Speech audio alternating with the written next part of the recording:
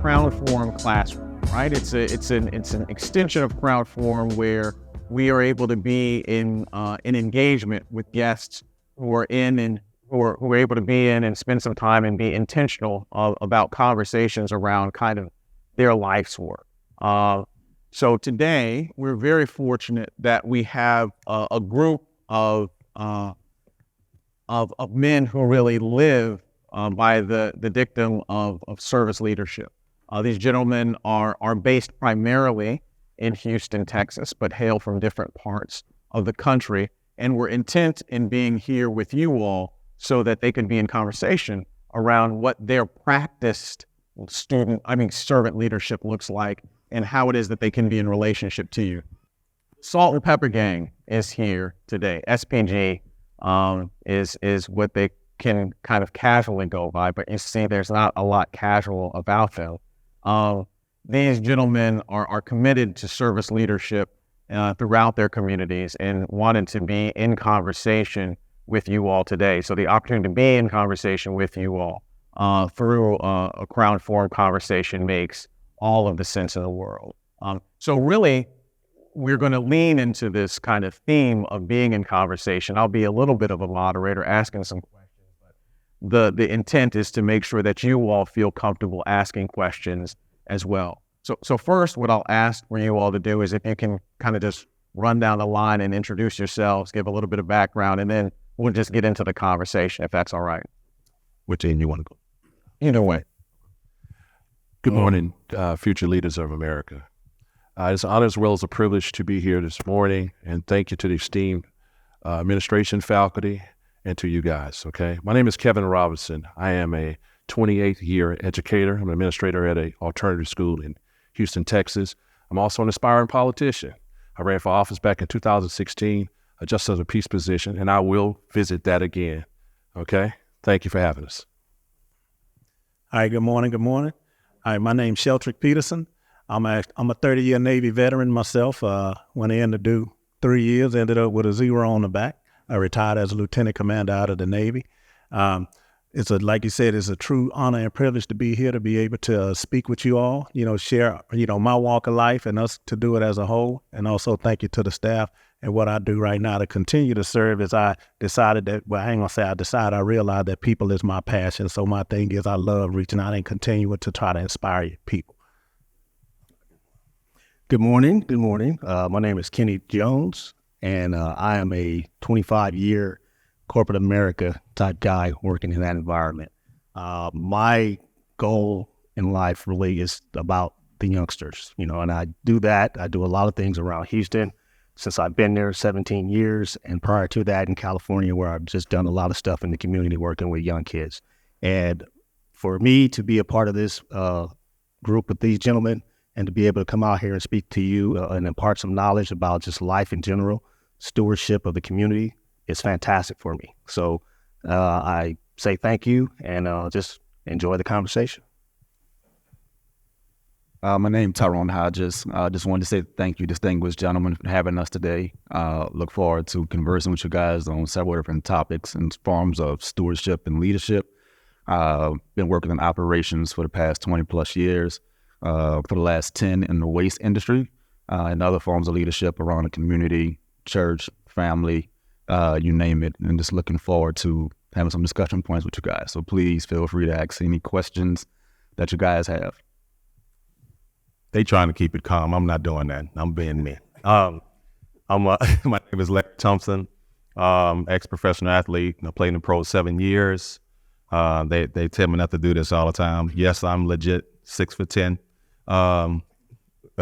but absolutely enjoy what I do, especially with these guys, being a part of you guys' life. So please feel free to be honest. Yes, I saw the world at a young age. Now I'm an entrepreneur.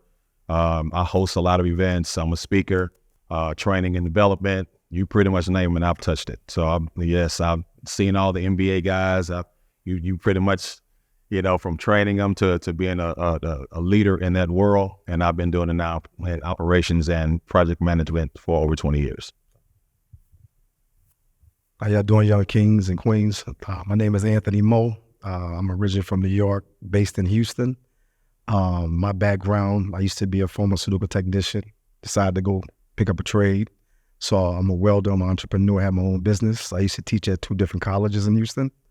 I'm happy to be around these brothers right here, man, doing great things. Hopefully we can leave something with you guys before we leave here. We definitely try and form a legacy here. So thank you for having us. Hey, good morning, everyone. My name is Tito Gallo. Originally from Mama, Louisiana, country boy by heart. I love it. Train horses. Right now, currently, I'm a machinist, 20 years in the game. I love it. It's the trade I went to school for. Coach high school basketball for 10 years. My kids all play ball. I coached them. I like it. I love it. Being a leader, teaching them how to be a leader, helping everyone to be a leader is something that was natural and gifted to me. So with all that being said, I love and I like the opportunity to express myself to you all about this as well. Thank you. And you all came in deep today, so we couldn't fit everybody on the stage. So we have a mic for some gentlemen who are in the first row as well. I'm Glenn Hall, Navy veteran, former private investigator in my younger years. Still work in the field of law for over 30 years. My main focus, the Salt and Pepper Gang, is to focus on underserved communities and give back and just overall try to make the world a better place.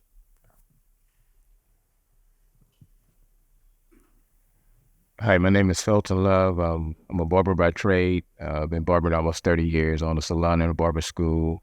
Whole lot of self-employed issues, make custom doors of a stylist. Just to embark on you guys' careers is awesome because we've been there, you know? It's not easy, but y'all be all right. Yeah, so with that being said, congratulations, and it's a privilege to be here. Thank you guys so much. Good morning. Morning. All right. My name's Terrence Wright.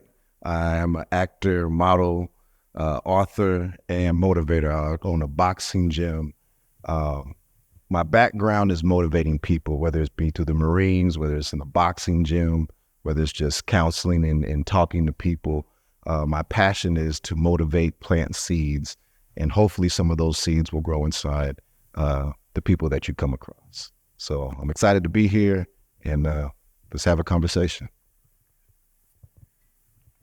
Good morning, Kings. I said, good morning, Kings. All right. I like that. So I'm a motivational hip hop artist. So, I got to get a little something back from y'all.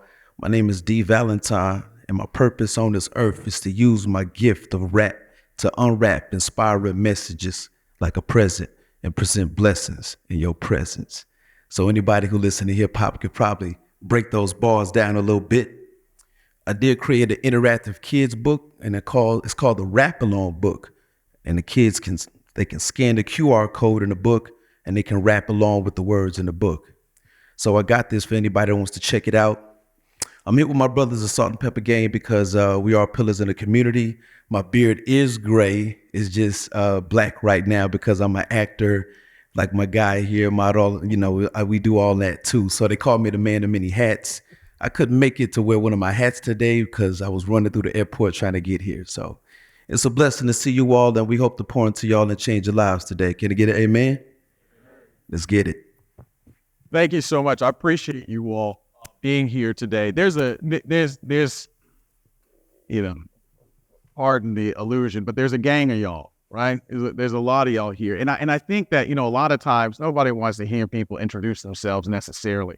I think it's so important to hear you all's introduction because we see the different points of lived experiences that you all represent. So I guess, first of all, as part of the conversation, why does this exist? Where was the genesis for this? And how did you guys kind of come together first? And go with anybody. I probably can answer that. I actually started, Rico Davis is the founder and CEO of us. We actually went to an event together. It's not we're not competing against Silver Fox, but we went to an event for Silver Fox.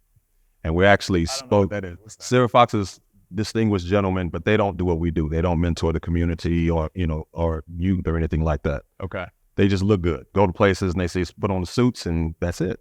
Okay. So we wanted to kind of test the water. We went there and just going there, it just wasn't us. Everybody want to look good, and I was like, well, I'm 6'10", so I was already out. I was already out the door because I think they had with the height preference and all that stuff, and I wasn't chosen. So Rico said, well, you know what? They're not talking anything about they're talking, but they're not acting upon that conversation. And he said, I want to take it to the community.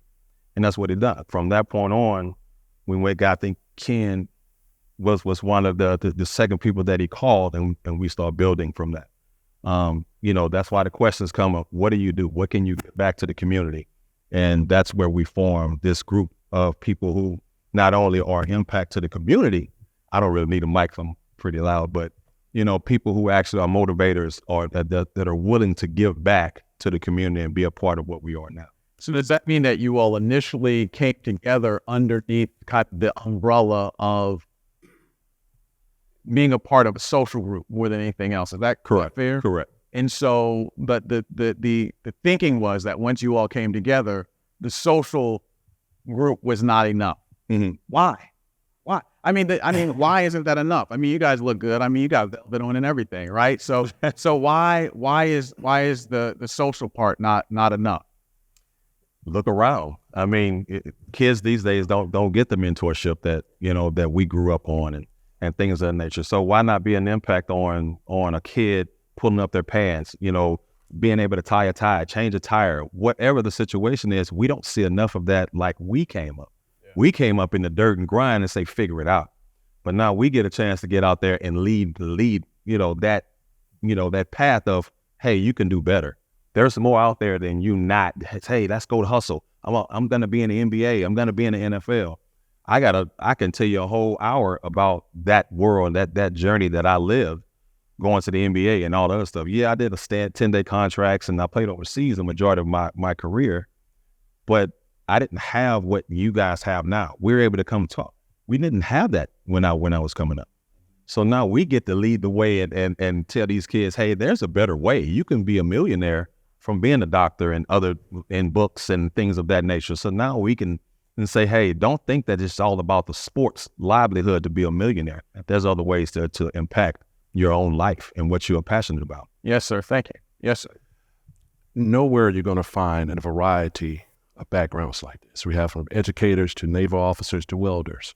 And it's important that we pour back into the youth to let them know, hey, man, there are positive men out here. There are positive men. They're perfect examples of how husbands should be, fathers should be, more importantly, how men should be.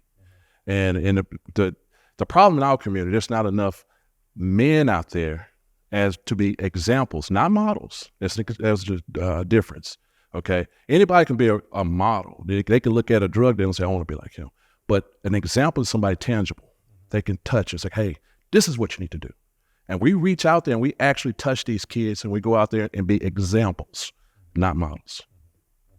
Yes, sir. My reason for being in the group is because I'm tired of seeing our young black men being targeted. We are targeted on every other nationality. And if we don't stand here and try to motivate these youngsters to say there's better life than living than being on the streets and hanging out in the corners or doing whatever, our goal is to prevent you guys from going to jail, prevent you guys from being shot by police officers or just being shot on the street, period. The streets are cool, but the streets don't love you. And a lot of youngsters think that. A lot of youngsters don't care. That's why we here to say, we care about you guys. We care what happens to you guys. You don't know us from Adam and Eve, but the point is we care, and that's where it comes from. Yes, sir. Yeah, I think the thing with me, why I wanted to be a part of this organization, for 2 years while I was serving on active duty, I was a recruiter. So I was going out to the colleges, the HBCUs, USC, Clemson, NC State. And then I started speaking at these events, Black Miler Summit, Society of Black Engineers. It was one we had, it was called I forgot what it was. It was called the Male Minority Mentorship Conference is what it was.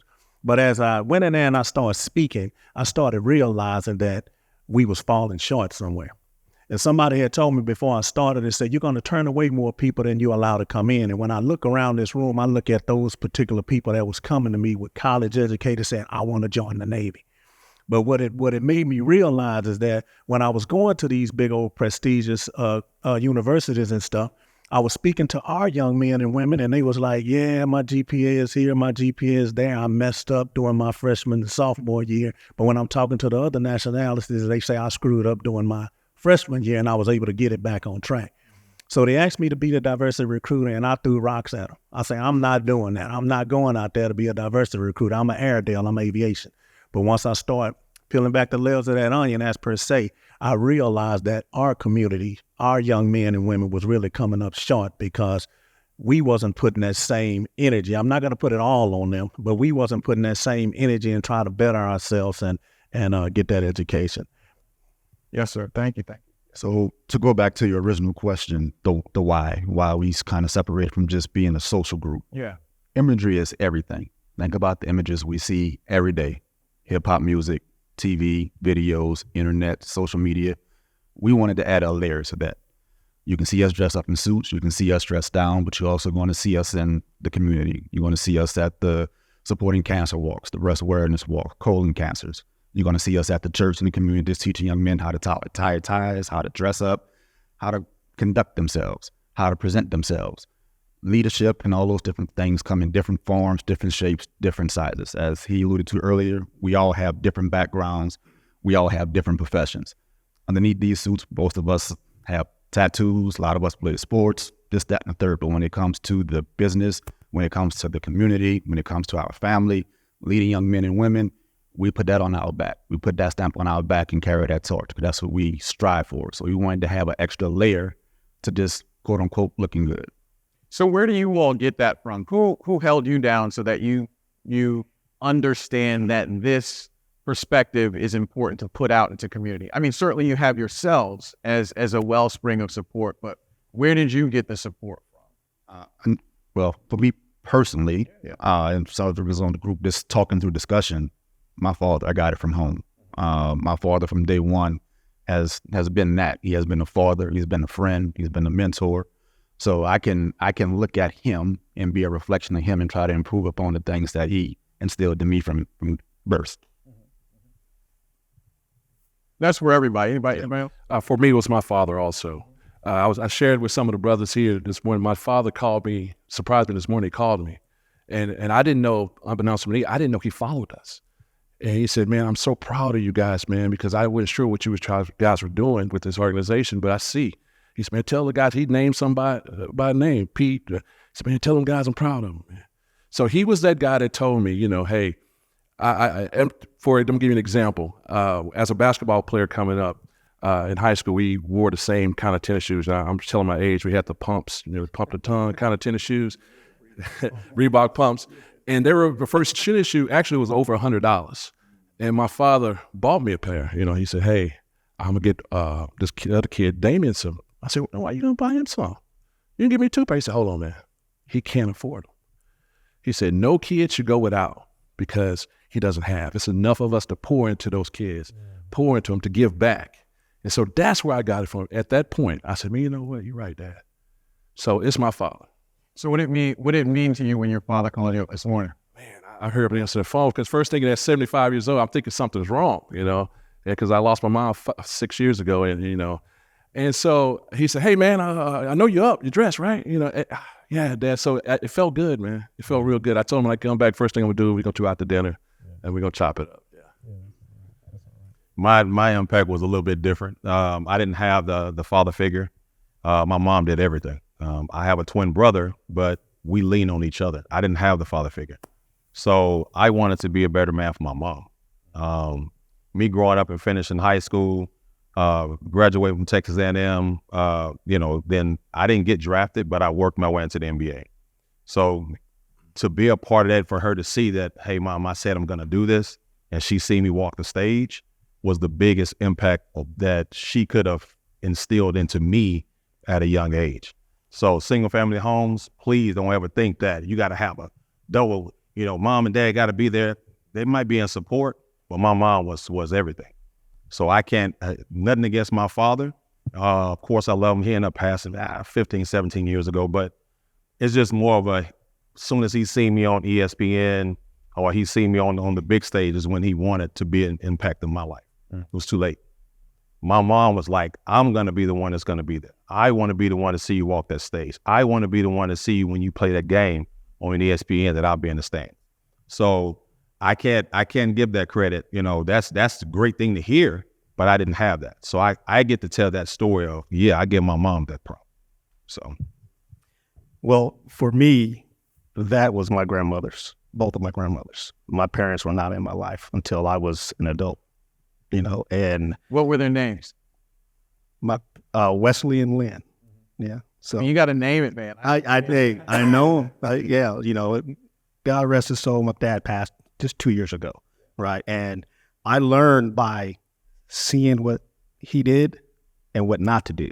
Right. It was that way, you know, and he was the third oldest of 8, 7 boys and a girl. And to a letter, all but one of those uncles were on the wrong side of the tracks. Right. So I just learned by just visually seeing what they were doing was not for me, you know, and the support that my grandmothers gave me, it was everything. Now the grandmother's name, did you give me the grandmother's name? Oh, Bessie and Gloria. That's who I was. Oh, okay.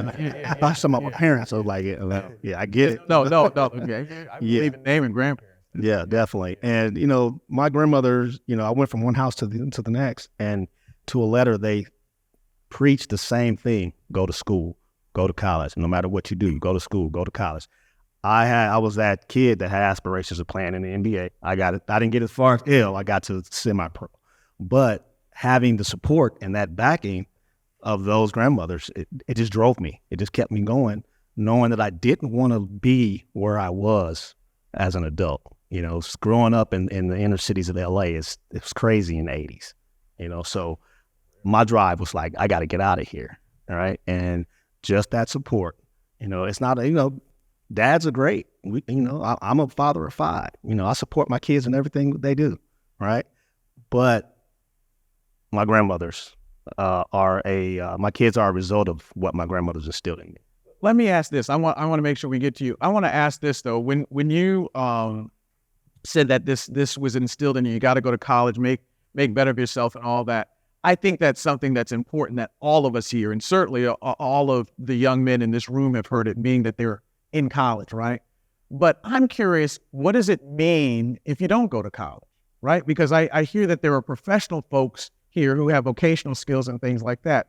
How is it that we also affirm all of our community? You know, everybody might not be cut out for college. And I think that this is important because oftentimes within the HBCUs, and I think as a graduate of Morehouse College, I'll say this, but you know, what we can do is we can get real high and mighty, right? And think about this idea of exclusive exceptionalism. So we've separated ourselves from, you know, all other folks who are doing all other kinds of things. Most people in the world don't go to college, much less Black folk don't, right? So we understand the significance and the importance of having intellectuals in our space, but how is it that you all ensure that you all have one another's back no matter where you're coming from? And I asked that question. I know I'm being a little long in the tooth here, but I asked that question because a lot of these young men are coming from communities where they're the first in a generation or they're the only ones. How do we ensure that they go back into those communities feeling comfortable and not having separated themselves? Well, I know. I want to go ahead. I want to take that one because when I think about what you said about not going to college and things like that, when I look at my life, I was supposed to be a statistic, right? And when I say that about supposed to be a statistic, I was talking to a couple of the young men in here. I started working for my school clothes at 9 years old, right? I was working for a company at Astro TV Runner at 12. I was on the back of a trash truck at 14. And then after that, when I got 5 days after the start of my senior year, my junior year, we had our first child. Right. Me and my wife, we still together. We've been together since 9th and 10th grade of high school, but I didn't have that education. Yep, I was supposed to be a big time athlete. If you can go back that far in time, I'm 52, so you might not find it in the Houston Chronicle. But if you can go back that far, yep, I was on the front page of the newspaper and everything, but I didn't have that degree because I realized that when it was time for me to try to get in those colleges, I didn't make the grade. So I joined the Navy. Why? Because like him, my father was there, But I can't say my father was my role model. He taught me how to work hard. So that's what made me not have any issues with going into the Navy. But when I went into the Navy, realizing that, hey, I had an opportunity, and I tell so many people, look at it as an opportunity instead of an obligation, and you'll make it things will be easier. The thing was, I didn't have that degree. I was successful. I was moving up the food chain. I was out working in schools, doing little league starting organizations. It wasn't until I had 15 years in the service that I decided I'm gonna go to school and get that education. But the thing was that stigma was placed so high on college and the outside world. In my mind, it was kind of a clouded vision that, man, I'm gonna do this. I better stay in the service because I don't have a degree. But one thing I did after that is when I realized that I was still able to be successful, after starting my journey without having that. And I did retire as a naval officer. So, What does successful mean? When I look at successful, I look at me choosing a path in my life and sticking to it. That's what I looked at as being successful. Success can be defined in so many different ways. And I tell people, one I like to use, I say success in this world unfortunately, success in this world is gauged by the amount of money you make, right? I say, but however, right, people is my passion. That's something that I used to say all the time, because each one of us has an opportunity to influence tens of thousands of people in a lifetime. You will never know unless they tell you.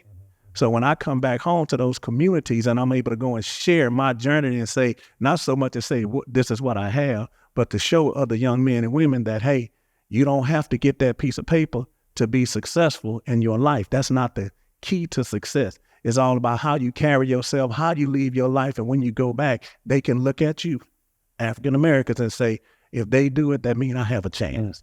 And that's the way I look at it. Yes, sir. Well, we got to look at college also as a tool. It's another tool in your tool bag, right? Everyone is not meant to go to college. College doesn't automatically mean success. And I can give you a real life example of that, multiple examples, but I work in the industry and have worked in previous industries or prior industries where the trade was essential. I've been in leadership positions, managing anywhere from $5 million a year budgets to $100 million a year budgets. And I'm looking across from people who are directly reporting to me 1 or 2 levels below, and they make double what I make through a trade. So college is just a tool, and how you apply it and how you apply that to whether it's what your major is, whether it's taking your experiences and applying that to your own entrepreneurial spirit.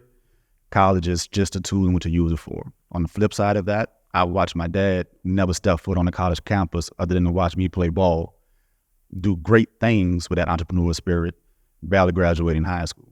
So use it as a tool, use it as a mechanism, take all the experiences that you get from this college, because it's still a privilege.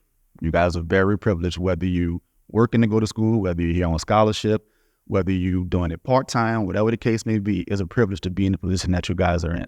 So use that tool and use it effectively.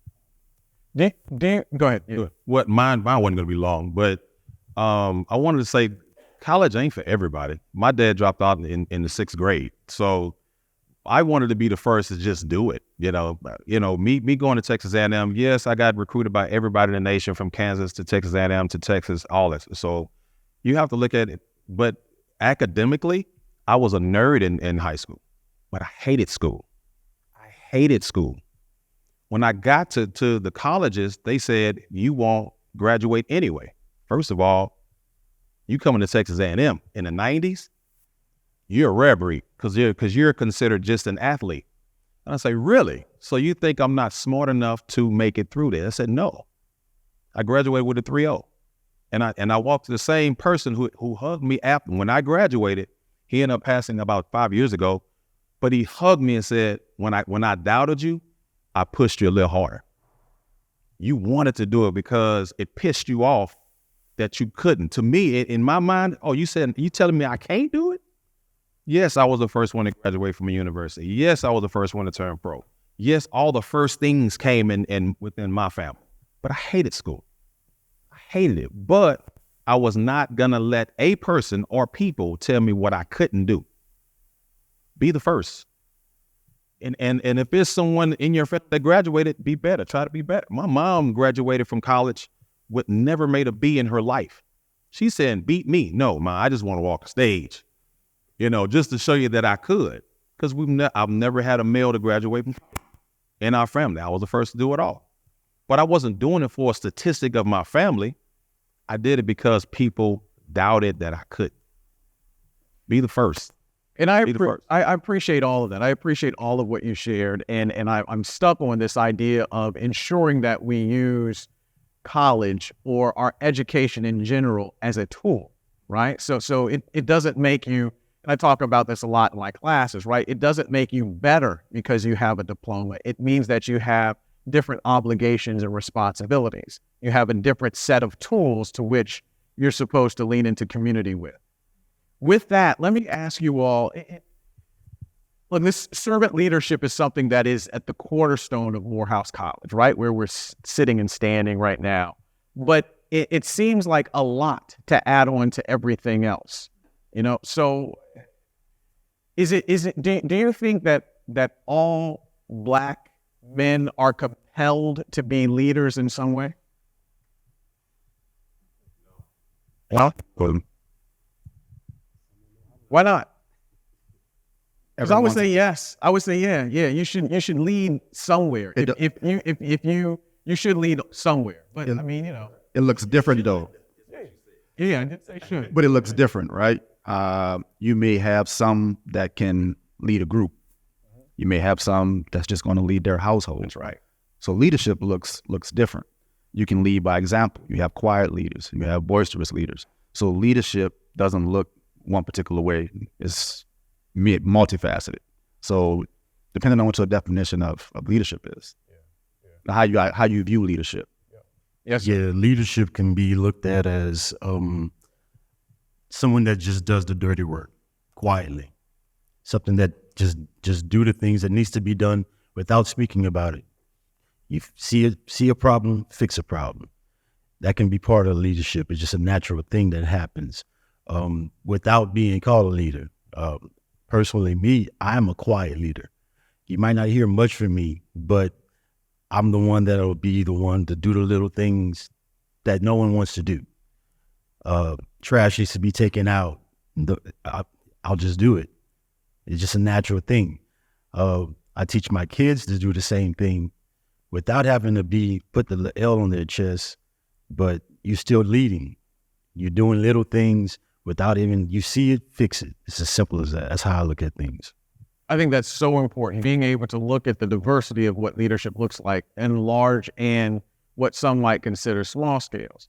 Because I was going to say, really taking out the trash is leadership, but it absolutely is. And I'm stuck with that because my youngest son yesterday came up to me, and my older son usually takes the trash cans, the bins out to get picked up by the garbage truck and all that kind of stuff. My younger son, who's 8, came and he's like, I brought the trash cans in. And he took such pride in that. And I know that the reason that he did that was because of the example that his brother demonstrated, right? And so those kinds of oftentimes discrete actions speak so much, and they're a part of how it is that individuals grow into different types of diverse leadership. So I want to make sure that this is a true conversation. And so if you all have questions, we can make a mic available to you. I'm going to continue here, but if you have a question, just kind of raise your hand and we'll get out there. As a part of a segue into this, and I do see several hands up, you all were very much intent on being here today. Why? It's a reflection of us. So to look out to the audience, as we're looking out to the camera, to be able to speak directly to young African-American young men, we wanted to be here. We wanted to not so much make our presence felt, but we wanted to have a voice.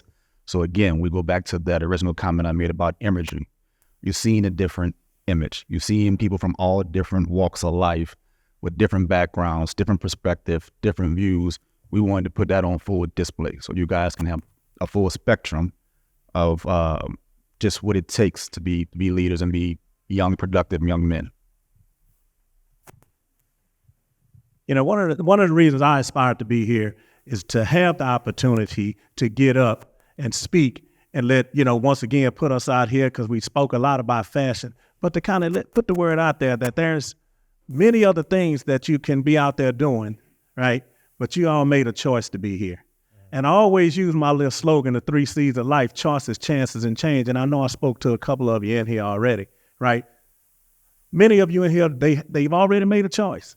They made a choice, they done set a path of their life, and they want to take off on that journey, start heading in that direction.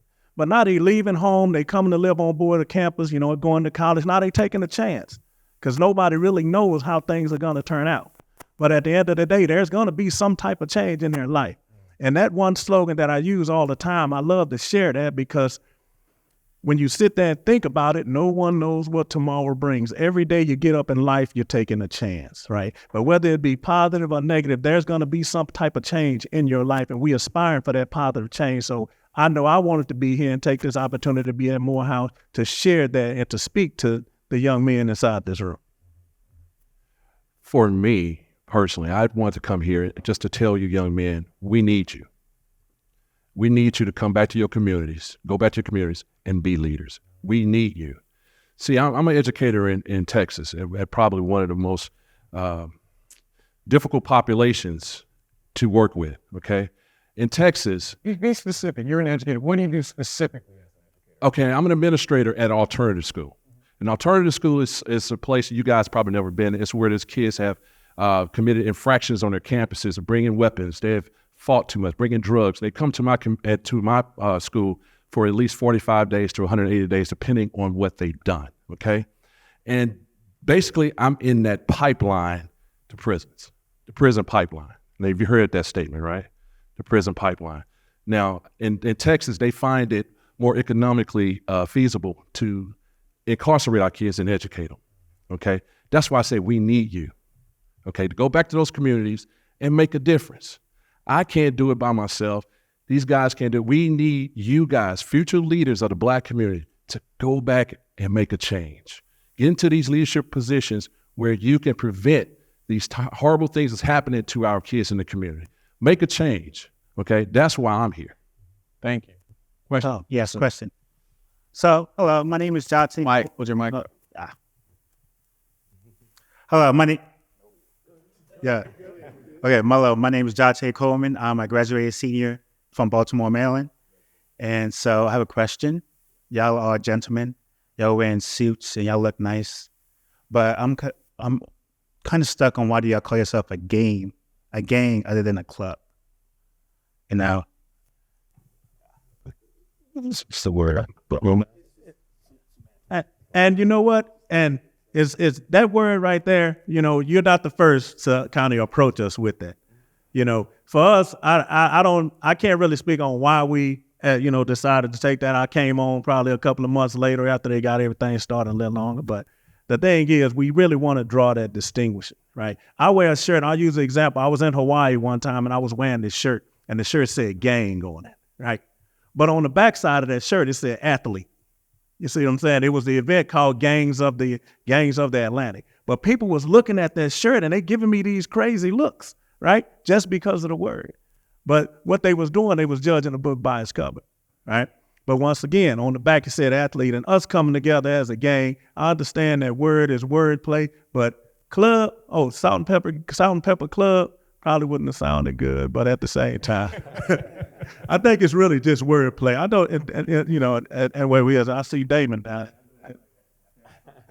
I don't know at what point they demonized the word gang. It's just a collection of gentlemen, like-minded gentlemen, that are out here doing positive things, man. So the gang part, please don't take that personally as an organization where we out here doing anything bad, man. We are, it's a twist on it, man. We are out here doing positive things. Bro. Okay, that's a gang. You got Chucks on and everything like that. I'm like, right. Yeah. No. Well, and I'll say it the other way. So, of course, the first thing comes to mind. Gang is bad. With gunshots, rob. No. Now you look at it as we come and you see us and you say that's gang, and you see us like, wait, that's not a gang. So we're taking the word and making that negative to a positive. That's all we're doing. I'm not gonna over exemplify that word, and no, it's just that we're taking that negative and creating a positive. That's it. I dig it. Yes, sir. My name is Tasheen Jackson. I am a junior international studies and communications major from Newark, New Jersey. I'm also a U.S. Navy veteran. I was a first-class petty officer. I served at the Pentagon. I've served in Afghanistan. I've done the whole Navy tour. I got out of the Navy and decided to go to college. And actually, I left the Navy to go to college. And I did that because I wanted to kind of serve the community at a higher level than I was doing without a degree. I dropped out of high school. I went to alternative high school. That was my last stop. And I was on my way to prison until I met my mentor, Dr. Robert Johnson in New Jersey. And he kind of set me on a path where I can be a leader in my community without having a degree. And so I'm 40 years old now, just started Morehouse College last semester. So Up on that, man. very excited about that. But I've mentioned that because I agree. I think that there is room for leadership, whether you have a college degree or not. I'm excited to see so many young brothers and sisters going to college at this age. I said, if I would have known, I would have went to college right out of I would have finished high school, went to college. But my life took me on a different journey, but I was able to still contribute. I developed youth programs in New Jersey that still exist now. I started the first HIV testing program here at Morehouse College before I even joined the Navy.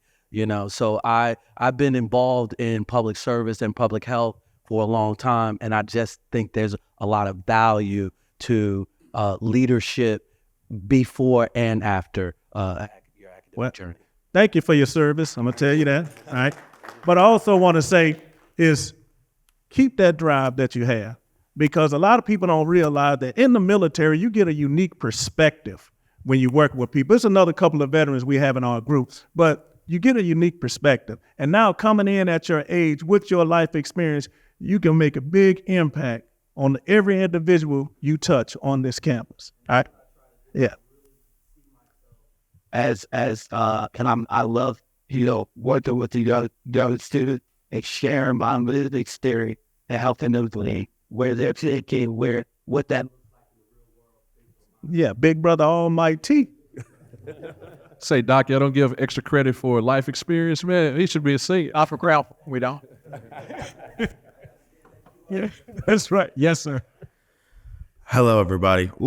Yeah, my name is Leonard McReynolds. I'm a senior accounting major and Spanish minor from Atlanta, Georgia. And I also want to say thank you guys for coming and speaking to us.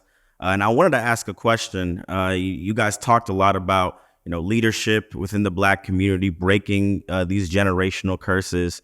You talked about your upbringing. Some of you guys, had fathers in the home. Some of you guys didn't.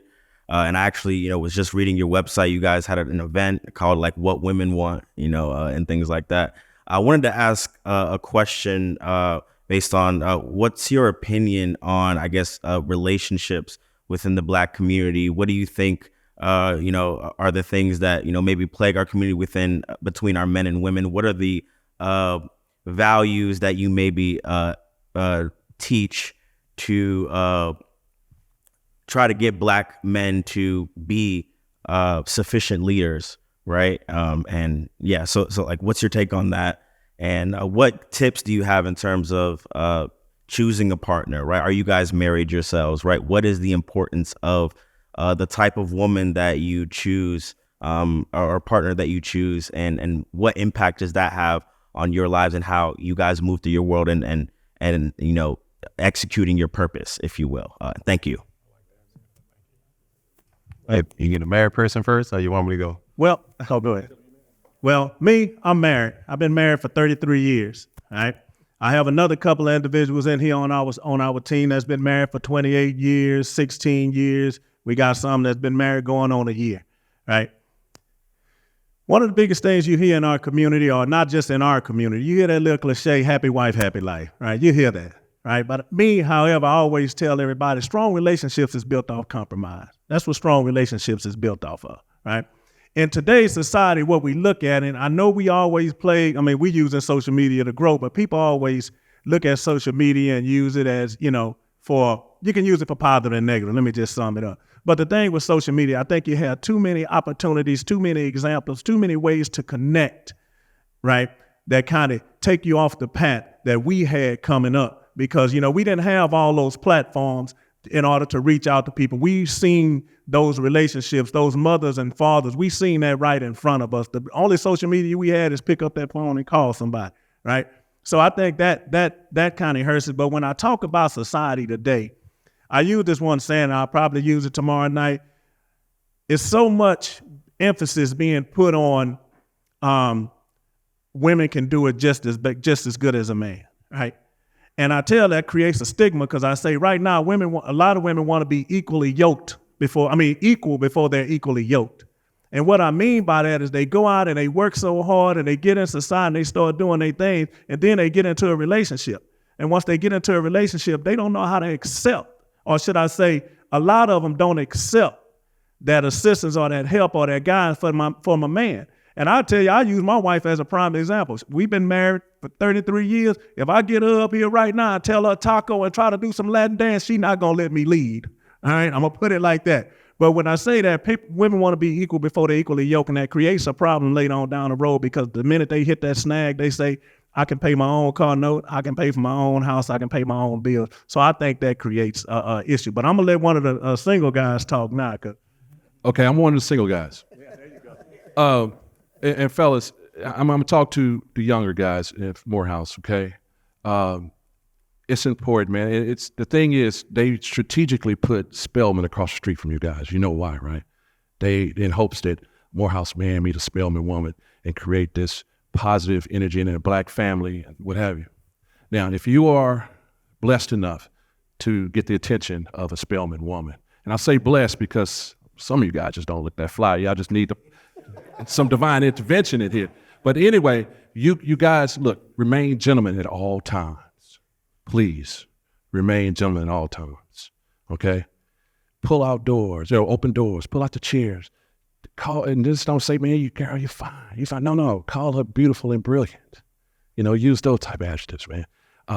Please do not, and you know what I'm talking about, do not take anything that doesn't belong to you. Remain a gentleman, okay? And please do not make anybody a single parent. I repeat that, okay? Be a gentleman at all times, fellas. Take your time. Don't rush it. Just remain a gentleman, man. Everything will fall into place.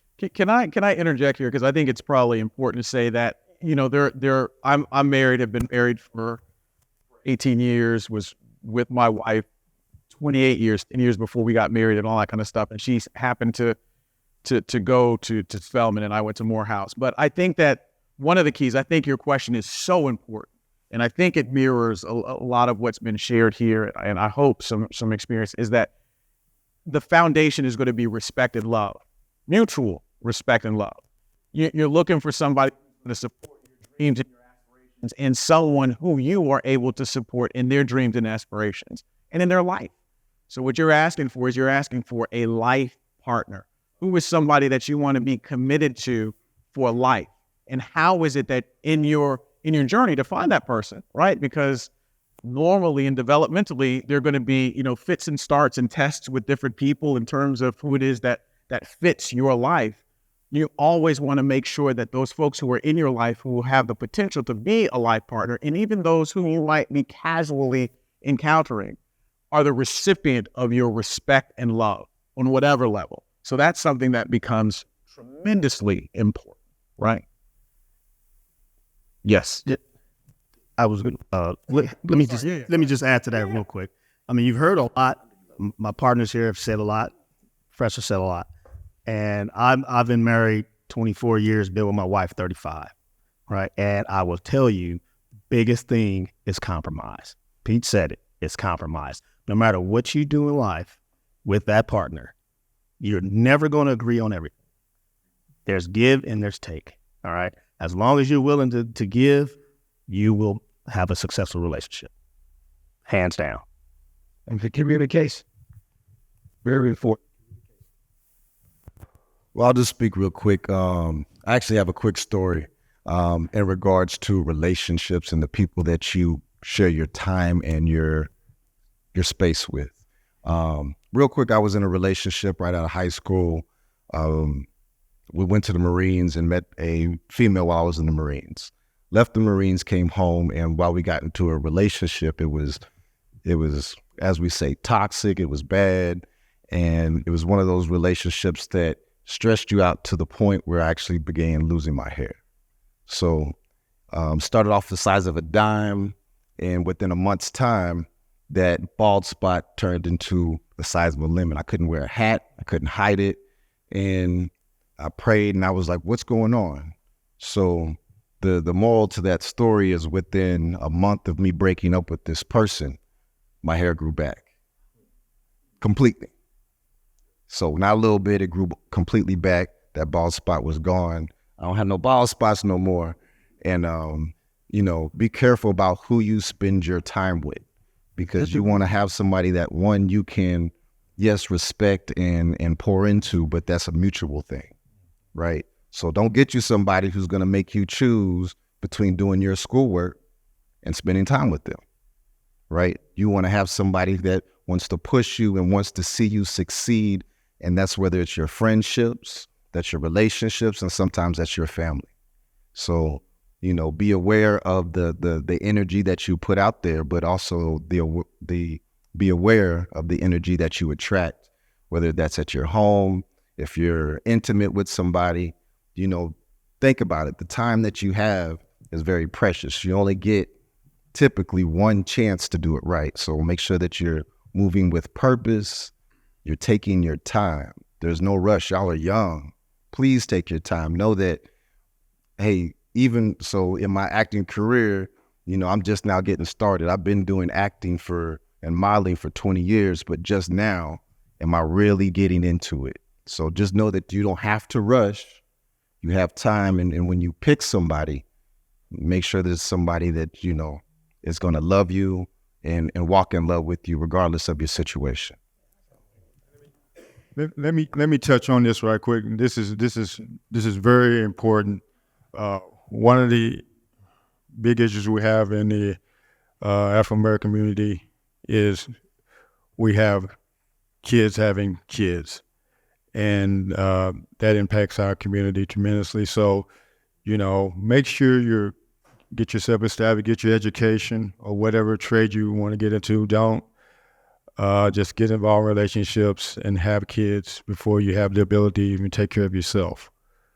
So that's one very big piece of the puzzle, and being in a position to begin with to be able to be a leader. So that's one element that you just think about it. Who you're getting involved with, get your education, get into your trade, get to have the ability to contribute back to the community. And like I said, what I just touched on, think twice about, putting yourself in a position of kids having kids. It's a big problem in our community. So if we just think twice about our decision making, that will help you a lot in your career path and along the road. Let me get to, we have a few other questions, and I don't want these guys to break out. So let me get a few other questions on that first. I know these two gentlemen. Anybody else on? Because I know I'm on one side. Okay, appreciate it. Good morning. Morning. I just want to say thank you for coming out, and really appreciate you sharing your stories and what you do with us all. As you can see, I'm a non-traditional student. I'm a little bit older than the rest of the young brothers I have here with me. And I'm married as well. My wife and I have been together going on, it'll be 34 years in a couple of weeks. We raised 6 children and have 4 grandchildren. But I'm really appreciating the fact that you come up here and you're talking to the younger folks. When I was younger, around their age, I wasn't really paying attention to the influences, the little bit of influence that I had to do anything until I joined the Navy myself. And then also about in there, you learn a little bit of discipline, and then you start to prioritize some of the things that you go through in life, and you start taking note of what you should be doing to prepare yourself for a future. But also I wanted to say a friend of mine here, because there's a few of us non-traditional students here at Morehouse, he's starting a group for the non-traditional students there where, to also try to be like you, to be inspiring to the younger students and everything. And I also want to say it's good to see that you're dressing up and being a model and putting yourself out there, not to just look good, but also putting action to what you're trying to do and making a change and letting people know that we're not just here to look good. We're here to help you get to your future, what you want to do, and aspire to your successes. So I wanted to just pass it over to my friend over here. Thank you, sir. Hello, gentlemen. Thank you so much for coming. My name is Jay Evan Young. I am a junior of the CTEMS, Cinema, Television, and Emerging Media from Denver, Colorado. Before I decided to come back to school, I had the privilege to be able to teach in Title I schools, in charter Title I schools as a teacher in the classroom since 2004. One of the things that I always had trouble with young Black men is when I would try to teach them in any capacity. Like I tried with the iron glove, I tried with the soft white glove, and everything in between. But I've always gotten this question or this answer: "You're not my dad," or "You're not my daddy," or "He's trying to be my daddy." How do you? And I still haven't been able to talk to somebody. And every time that happens to me, I get shut down and I feel shut down. And I'm not trying to be their dad, you know what I'm saying? I'm just trying to be that person like you guys are saying. I want to give back to my community. And I want to let the kids know that they don't have to do the things that they're doing, you know what I'm saying? So how have you guys handled that situation?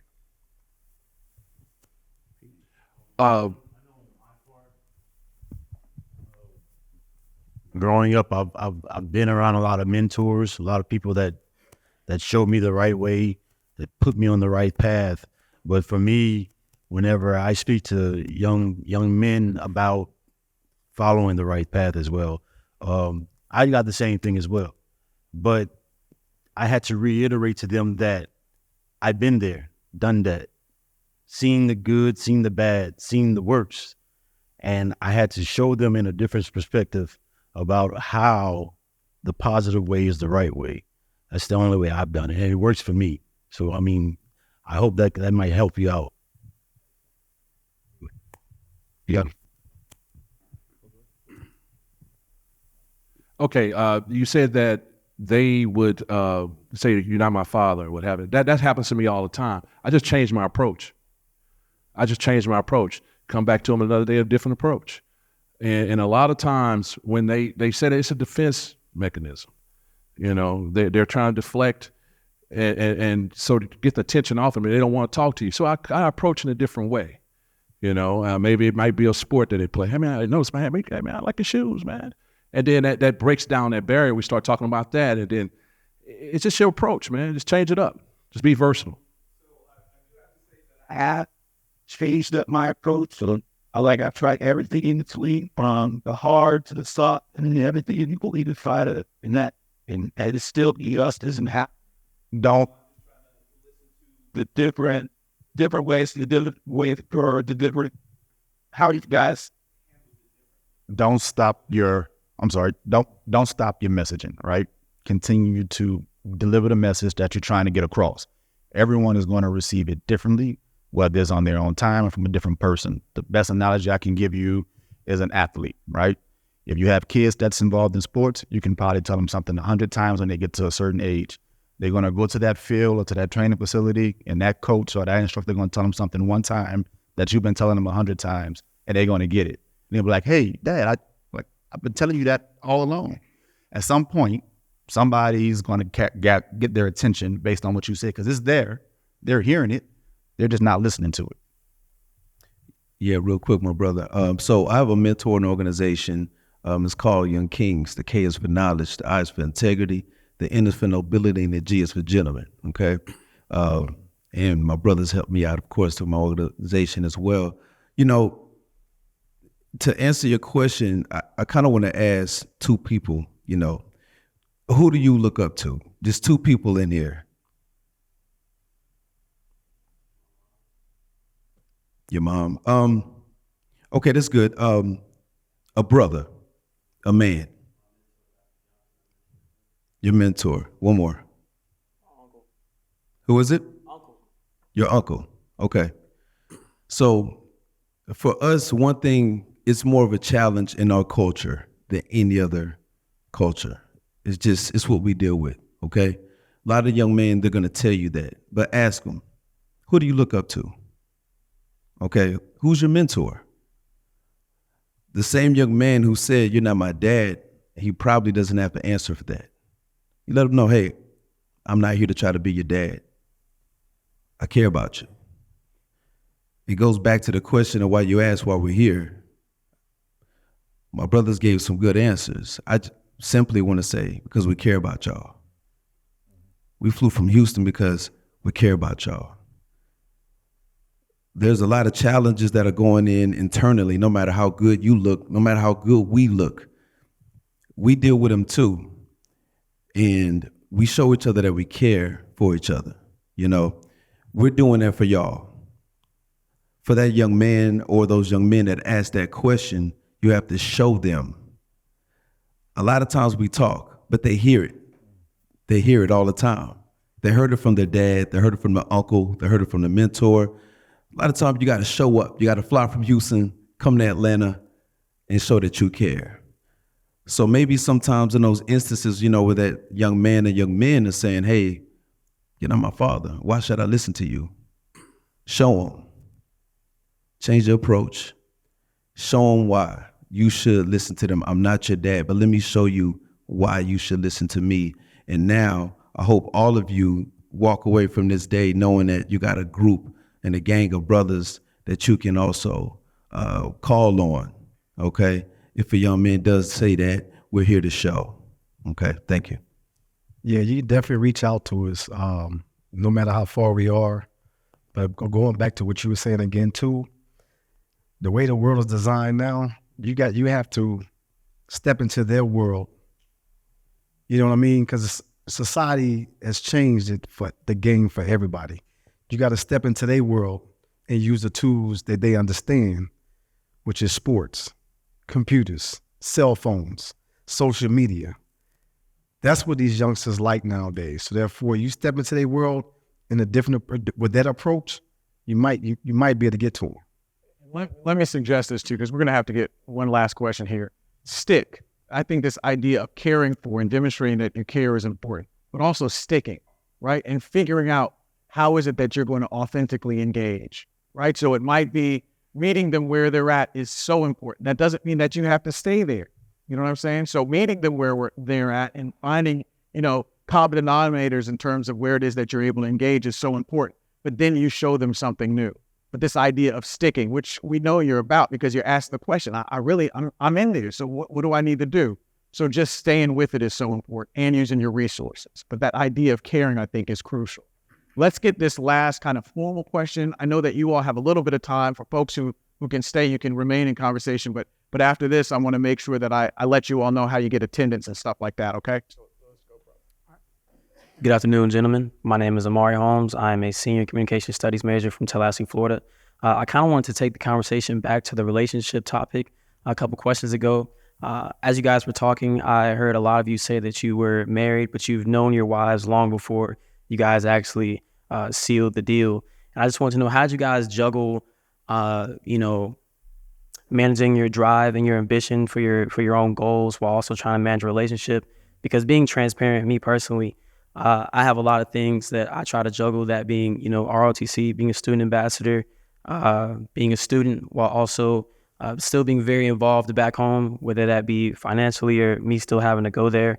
And I feel like sometimes relationships, they kind of get what's left over. So how'd you guys, if you even experienced that, how'd you guys manage that? Got to find someone that supports that, right? It doesn't have to be financial support, just someone, whether they encourage you and pat you on the back loudly, whether they're doing it quietly, but someone who's not going to create a roadblock, right? So you need to see that person in all four of the seasons, when they're happy, when they're sad, when they're going through a death in the family, how they respond to that, when they're having a rough day at work. But when you say that person in particular, they got to support you, man. If the support is not there from day one, that don't mean they have to be idle and you can't follow their own dreams, but they still have to support yours as well as you have to support hers. You definitely want to have somebody that's going to have emotionally support for you and mentally support, because juggling a lot of things can mess with your mental. So when you have both of those, you should be able to thrive for the best of both of you guys and keep it moving. But again, like I said earlier, Communication is the key. You got to keep communicating with each other on every level there is to communicate on. That's the key. Excuse me, guys. Basically, man, I'm hearing all the talk. Ask God to lead you, man.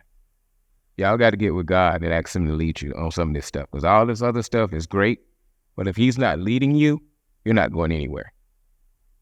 Pray, spiritual, ground, keep yourself grounded. All this information is great, but if God is not in your life helping you, it's not going to work. So get yourself grounded. I mean, literally grounded, not just, I pray at night. Pray, pray all the time. Pray now. So you got to have a personal relationship because all this stuff is great, but if you don't have a relationship, bro, nothing is going to work. Nothing. So let's get ourselves grounded. I'm an entrepreneur, man. I've been on a salon, barber school, make hats. I do a lot of stuff by myself. I did a video the other day. I was mopping my floors in my salon. I had young men on my feed saying, "Why are you mopping? You're the owner." As I lead, and it needs to be done. So get God in your life, man. And everybody, not just him. You know what I mean? Yeah. Yeah. I'm sorry, man. Looked like I was beating you up. But, Let me say this, and I don't want to cut the conversation absolutely, but let me say formally that we so appreciate you all being here and spending time, right? Investing your time in being here, and your plane tickets and all that. We want to thank you with at least a round of applause to be at dinner. Thank you. Pour it out. And drive also. I also want to make sure that I publicly and formally thank Deborah Lawson. If you could stand up for us, please. She is staff here at Morehouse College and discovered you all and brought you to us vigilantly, and I absolutely see why, because of how it is that your intent and focus very much matches the intent and focus of these young men who are here, and being able to see real life people in the world doing a thing who aren't too far off from what it is that they are aspiring to do and or are doing is important. So for them to see a mirror is so crucial. So I thank you all so much, Salt and Pepper Gang, for being here today with us.